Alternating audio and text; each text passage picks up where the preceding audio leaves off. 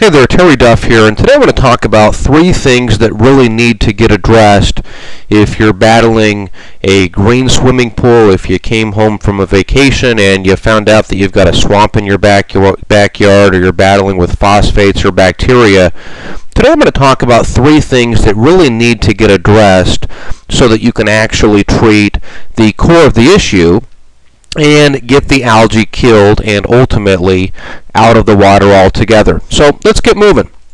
Here's 3 things that are really essential to making this process become a reality. And these are in no order of relevance, but number 1 is that you got to have circulation. You can throw all the chemicals that you want to in this big body of water, but without water movement, those chemicals aren't going to do what you're hoping that they will accomplish. So that being said, while the pool is green and you are battling it and getting it turned around so that it's nice and crystal clear again, run the equipment 24/7.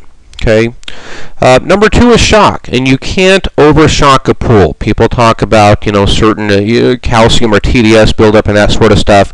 It's jibber jabber when it's really put into perspective. So you can't overshock a pool. I would recommend using HTH Super Shock, even if you've got a salt system or a salt swimming pool, and you're generating your own chlorine. I would still use a granular HTH Super Shock with at least 65% available chlorine.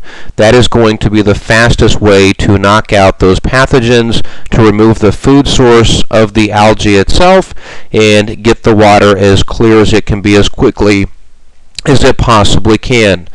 And the third and final variable that we got to consider is filtration. Okay, so whether you're using a DE filter or a cartridge filter or a sand filter, you want to make sure that whatever medium is being used, that it's as clean as it possibly can be. Okay, imagine washing clothes and using the same water over and over and over again for multiple sets of washes or multiple outfits. Well, you probably wouldn't do that with your clothes. We want to make sure that the water is and the filter is as clean as we can possibly have it, because that's the filtration mechanism to keep the water continuously clear that's going out of it as it's gone through the filtration process. So again, whether you've got a DE filter, cartridge filter, or a sand filter, on a DE filter and a sand filter, make sure that you're backwashing multiple times per day. Okay, nothing wrong with backwashing 6 or 7 times per day